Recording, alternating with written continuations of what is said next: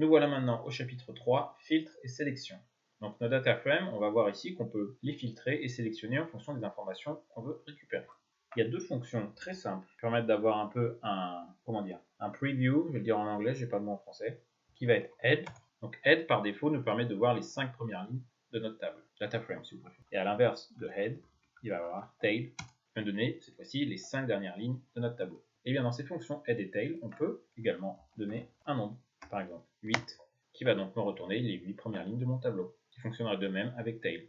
On va voir comment sélectionner les colonnes que l'on souhaite. Alors il y a une fonction qui s'appelle select dtypes, et un peu comme on l'avait vu avec asType, ici on va devoir passer un argument du type de données. Donc, par exemple ici int.intégrale, et donc ma sélection sont faites sur toutes mes colonnes qui sont des valeurs intégrales. Donc les autres arguments ici vont être float, object, et non str comme on l'a vu avant, et finalement booléen. Si on connaît déjà le nom de notre colonne, on l'a vu plus haut, on peut placer les brackets et appeler ce nom-là. Cependant, il y a deux méthodes à connaître. Il y a celle-ci où on fait un simple bracket, et ici ça va nous retourner, vous voyez, une série. Maintenant, si je fais la même chose et que je lui mets le double bracket, là vous voyez que le rendu déjà ressemble plus à notre data frame, et en vérifiant avec le type, on a bien un type data frame. C'est une petite subtilité à connaître également, car dans certains process, il va falloir envoyer soit ce format-là, soit ce format-ci. Et finalement, une dernière façon de sélectionner les colonnes, comme on l'a vu juste ici, c'est de faire df.age, et je me retrouve avec l'appel de ma colonne age au format series. Évidemment, ça fonctionnera si dans votre colonne, il n'y a pas d'espace. Si vous voulez fonctionner ainsi et que vos colonnes ont des espaces, il va falloir les transformer pour remplacer ces espaces par des tirets. Par exemple, ici je vais chercher site reach, ça fonctionne. Si ici il y aurait eu un espace, ça aurait évidemment bugué et ça m'aurait retourné une erreur. Et enfin, pour rappel, encore une fois, je vous avais dit que Pandas était créé par-dessus NumPy, et donc on peut jouer entre les deux formats Pandas et NumPy pour s'envoyer les données. Par exemple ici je reprends ma colonne H, donc ici pour rappel toujours en format series, je peux le transformer au format NumPy en appelant tout simplement to NumPy. Et ici je retrouve bien un array, comme on l'a vu dans le cours précédent. Maintenant, si je veux sélectionner plusieurs colonnes, j'appelle ma df, ma data frame, j'ouvre les brackets et dans ces brackets, je vais lui placer une liste de colonnes, un peu un double bracket. Je veux âge et je veux le poids, qui me permet de sélectionner mes deux colonnes. Et enfin, ces deux colonnes, on peut toujours les transformer au format NumPy, et voici le format que ça retournera.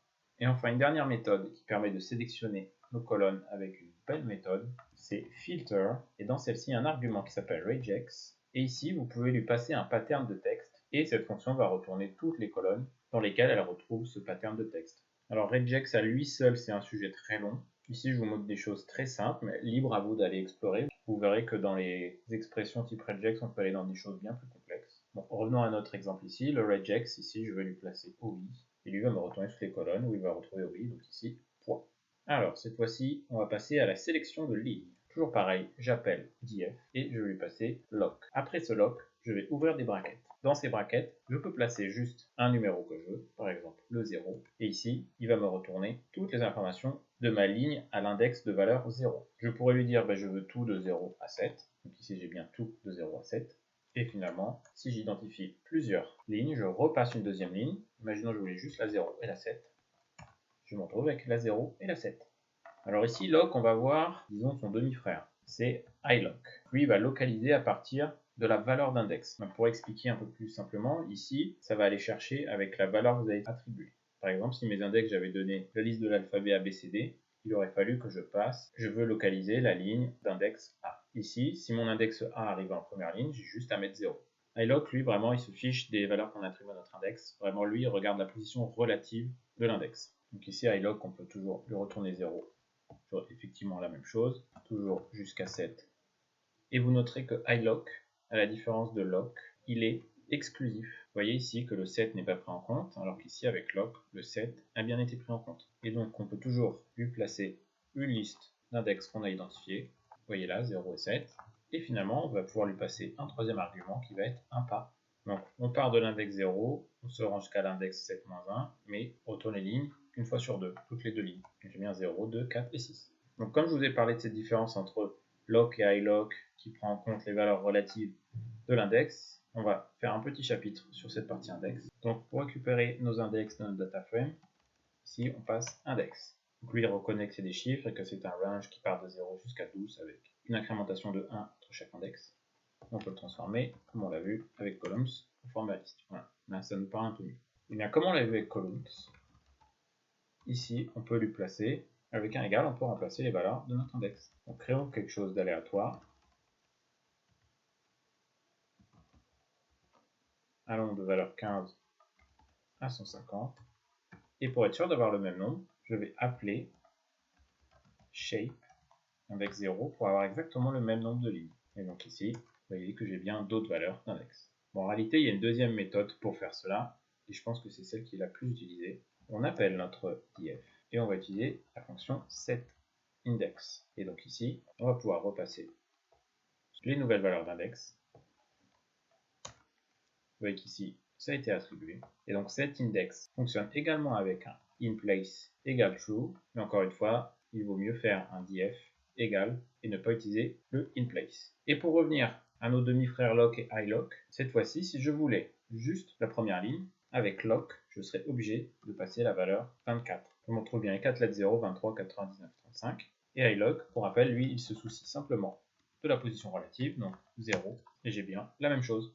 Et enfin, pour les index, vous allez voir que dans vos projets, vous allez être amené à prendre des parties de votre data frame et donc vous allez vouloir remettre une liste d'index propre. Et bien pour cela, il y a également une fonction qui s'appelle resetIndex. Donc l'exemple qu'on a fait au-dessus, c'est parfait. Vous voyez qu'on a une suite d'index qui est peu logique entre guillemets et on peut faire diff resetIndex. Quand on fait simplement ça, de nouvelles valeurs d'index ont été attribuées en partant de 0 et les anciens index ont été ajoutés à la data frame comme une nouvelle colonne. Ça, si vous n'en voulez pas, on a un argument tout fait qui s'appelle drop, on lui passe la valeur de true, et donc cette fois-ci, les anciens index ont disparu. À nouveau, ici, on a l'argument inPlace qui va à nouveau ralentir notre code, donc il vaut mieux faire diff égale diff.reset index drop égale true. Je vais donc récupérer ma data frame avec les index en partant de 0. On va voir les filtres ici. Donc les filtres, finalement, ça va être la combinaison de ce qu'on a vu au-dessus, c'est-à-dire de sélectionner certaines lignes et certaines colonnes pour avoir une seule partie de notre data frame. Pour commencer, on va utiliser lock. Disons que je veux toutes les lignes jusqu'à l'index de valeur 3 et que je veux les deux colonnes athlète et âge. Ici, j'ai bien eu le filtre que j'ai demandé. Alors ça, il y a plusieurs façons de le faire. Je viens d'en montrer une. La deuxième, ça serait d'abord de localiser nos lignes, puis de sélectionner nos colonnes. Et finalement, il y a une troisième façon qui serait d'abord d'aller sélectionner nos colonnes,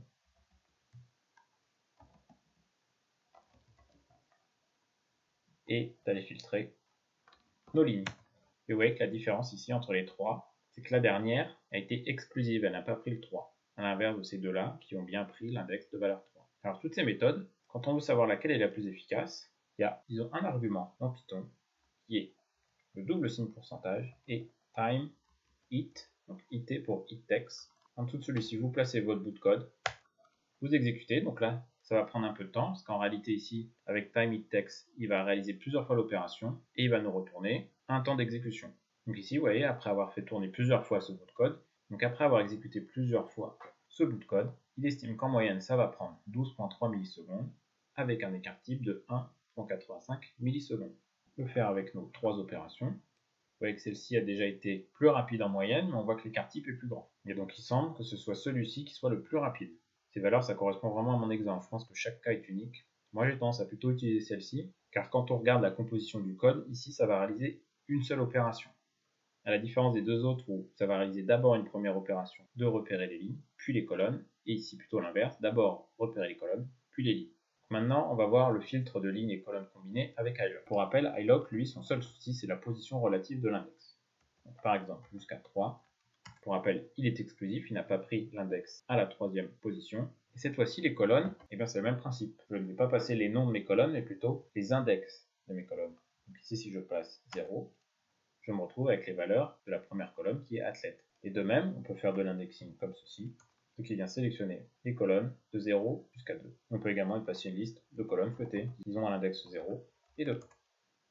Et si on veut faire juste de la sélection de colonnes avec iLock, il faut d'abord sélectionner toutes les lignes, donc juste laisser les deux points, et ensuite lui placer la liste des colonnes que l'on souhaite.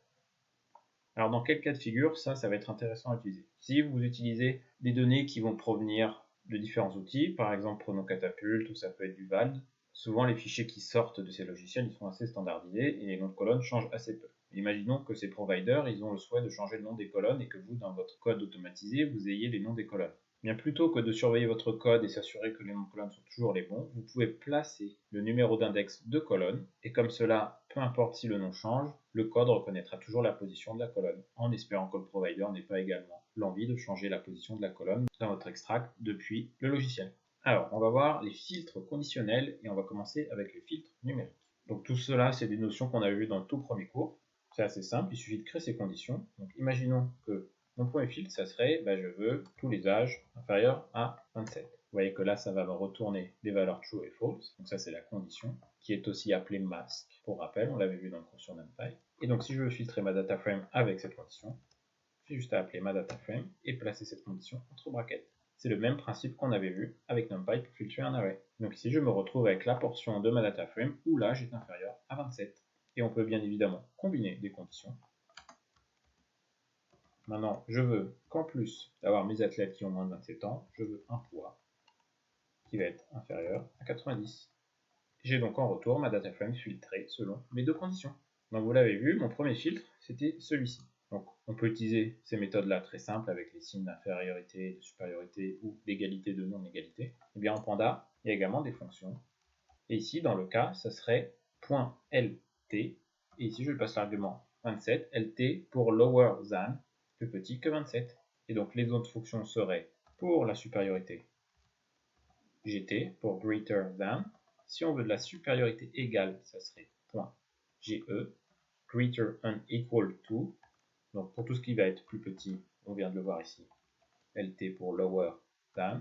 Et de l'infériorité plus de l'égalité, ça serait le pour lower and equal to. Pour l'égalité, on utiliserait le signe double égal, et ici la fonction serait eq. Et l'inverse, donc pour rappel, point d'exclamation et égal, qui serait ne pour not equal. Ces deux fonctions-là, elles fonctionnent avec un format string ou texte, ou pour être plus précis en Panda, object. C'est-à-dire que plutôt que de donner l'argument chiffré, vous donneriez l'argument texte qui correspond exactement à ce que vous recherchez. Alors pour reprendre l'exemple du stu, les conditions, on peut les enregistrer sous des objets ou des variables, et donc filtrer ma data frame avec les conditions comme ceci. Bon, cela permet principalement de ne pas surcharger le code, notamment si vous ajoutez beaucoup de conditions. Et pour revenir sur les conditions, je vous rappelle la tilde qu'on peut placer avant une condition. Et la tilde va donc faire l'inverse de la condition. Donc ici, plutôt que de prendre toutes les valeurs de poids inférieures à 90, il ira prendre toutes les valeurs de poids supérieures à 90. Et donc on le voit ici, les filtres conditionnels, qui sont numériques dans notre exemple, permettent de filtrer les lignes. Et donc on peut le combiner avec les sélections de colonnes. Je pourrais aller chercher l'application de ma condition 1 et ma condition 2 et uniquement vouloir les colonnes athlète et sit enrich. Et comme on l'a vu plus haut, il y a évidemment plusieurs méthodes pour le faire.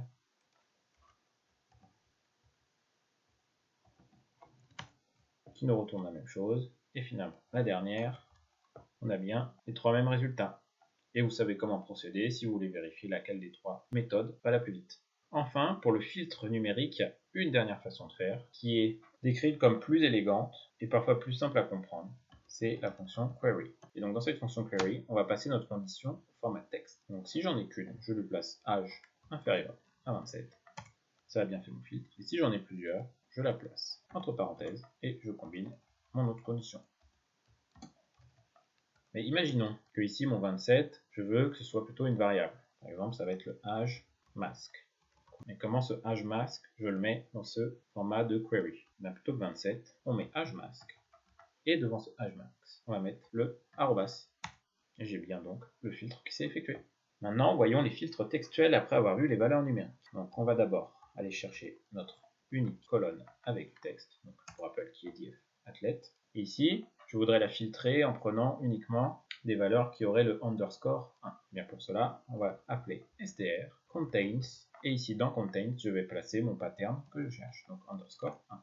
Donc le retour seront des valeurs booléennes. Et pour appliquer ce filtre, comme on l'a vu avant, je le place dans des brackets pour filtrer ma data frame. J'ai donc bien les valeurs vraies qui ont été retournées. Maintenant, imaginons j'ai une liste d'athlètes plutôt, et je vais la filtrer selon tous les noms d'athlètes qui se trouveront dans cette liste. Donc on va reprendre comme au-dessus. Et cette fois-ci, plutôt que de faire .str.contains, on lui fait .isin, et l'argument, ça va être cette liste. Donc ici, c'est assez simple, le procédé va itérer la liste pour voir s'il trouve les noms dans la colonne que je souhaite filtrer. Et je me retrouve bien avec les lignes des 2 athlètes qui sont dans ma liste. Maintenant, l'exercice, ça pourrait se dire, je veux récupérer toutes les valeurs de mon test sit and reach des athlètes qui sont dans la liste que je donne. Bien, on va faire lock, on va aller chercher dans notre colonne athlètes les athlètes qui sont dans ma liste, et je veux la colonne sit reach. Là, j'ai bien mes 2 valeurs, et je veux le récupérer au format liste, donc toList. Pour aller plus loin, on peut même le récupérer au format NumPy. Donc un petit bonus, juste pour vous montrer, mais ici, je pense que ça fait un code juste un peu plus long. On va utiliser une fonction de NumPy qui est le where. Donc ici, je vais lui placer ma condition, qui aurait été par exemple un âge inférieur à 27. Et donc ici, il va me retourner une liste d'index où la condition est vérifiée. Et ces valeurs d'index, ce sont les valeurs relatives dans la data frame, qui nous permettent d'utiliser notamment avec iLock. Par exemple, iLock, et lui, il ira donc filtrer avec la liste d'index que j'ai donnée. De même avec du texte, npwhere diff athlete.str.contains le 1. Donc ici j'ai bien 3 index, et ceci je peux le placer dans iLock.